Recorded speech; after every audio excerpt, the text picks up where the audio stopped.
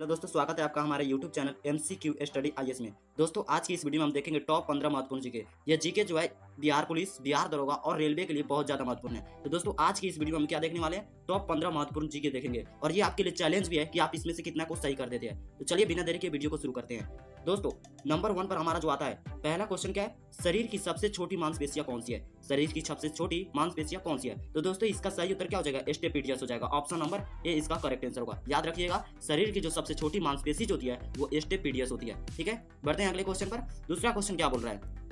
दूसरा क्वेश्चन है, गुप्त शासकों की राजभाषा क्या थी? गुप्त शासकों की राजभाषा क्या थी? तो इसका correct answer option number C हो जाएगा, संस्कृत। गुप्त वंशों की जो गुप्त शासकों की जो राजभाषा थी वह संस्कृत थी। याद रखना है। ठीक है, बढ़ते हैं अगले क्वेश्चन पर। तीसरा क्वेश्चन क्या बोल रहा है? भूकंप को किस यंत्र से मापा जाता है? भूकंप को किस यंत्र से मापा जाता है? तो इसका ऑप्शन नंबर बी इसका करेक्ट आंसर होगा, सिस्मोग्राफ। क्या हो जाएगा? सिस्मोग्राफ। इसका ऑप्शन नंबर बी जो होगा करेक्ट आंसर हो जाएगा। क्या हो जाएगा? Option number B is the correct right answer. ठीक है, बढ़ते हैं अगले क्वेश्चन पर। विश्व में कपास का सबसे बड़ा उत्पादक देश कौन सा है? विश्व में कपास का सबसे बड़ा उत्पादक देश कौन सा है? चीन। Option number D. विश्व में कपास का जो सबसे बड़ा उत्पादक देश है वो चीन है। ठीक है, पांचवा क्वेश्चन क्या बोल रहा है? मेंडल ने अपनी आनुवंशिकता का प्रयोग किस पौधे पर किया था? मेंडल जो था अपनी आनुवंशिकता का प्रयोग किस पौधे पर किया था? तो मेंडल जो था अपनी आनुवंशिकता का प्रयोग मटर के पौधे पर किया था। क्या चीज के पौधे पर किया था? मटर के पौधे पर। इस करेक्ट आंसर जो होगा सी हो जाएगा। ठीक है, बढ़ते हैं अगले क्वेश्चन पर। भारत की राजधानी को सर्वप्रथम कोलकाता से दिल्ली स्थानांतरित करने का प्रस्ताव निम्न में से किस गवर्नर जनरल ने रखा था?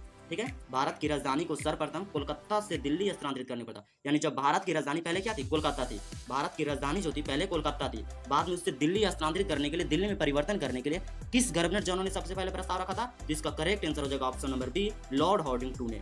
कौन रखा था? लॉर्ड हार्डिंग ने। ऑप्शन नंबर बी इसका सही आंसर हो जाएगा। ठीक है, बढ़ते हैं अगले क्वेश्चन पर।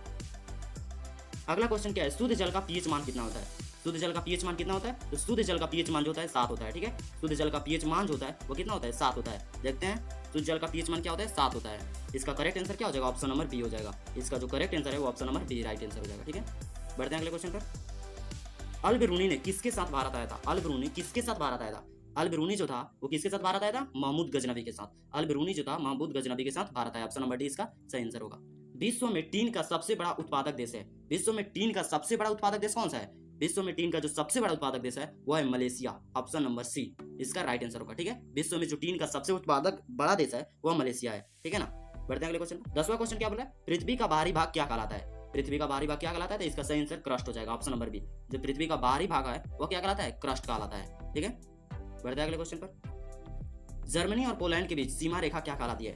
जर्मनी और पोलैंड के बीच की जो सीमा रेखा है वह हिंडनबर्ग रेखा कहलाती है। क्या कहलाती है? हिंडनबर्ग रेखा। ऑप्शन नंबर सी इसका सही आंसर होगा। ठीक है, अगला क्वेश्चन क्या बोला? इंदिरा गांधी के बचपन का क्या नाम था? इंदिरा गांधी के बचपन का क्या नाम था? तो दोस्तों, इंदिरा गांधी के बचपन का क्या नाम था? इंदु प्रियदर्शी था। इंदु प्रियदर्शी था। दोस्तों, इसका सही आंसर आपको पहले से पता था या नहीं, कमेंट में जरूर बताइएगा। ठीक है, बढ़ते हैं अगले क्वेश्चन पर। जब भारत स्वतंत्र हुआ उस समय ब्रिटेन में किस पार्टी की सरकार थी? जब भारत स्वतंत्र हुआ था उस समय ब्रिटेन में किस पार्टी की सरकार थी? तो इसका सही आंसर होगा labour party. Option number A. जब भारत स्वतंत्र हुआ था तो उस समय ब्रिटेन में लेबर पार्टी की सरकार थी। ठीक है, याद रखना इसको।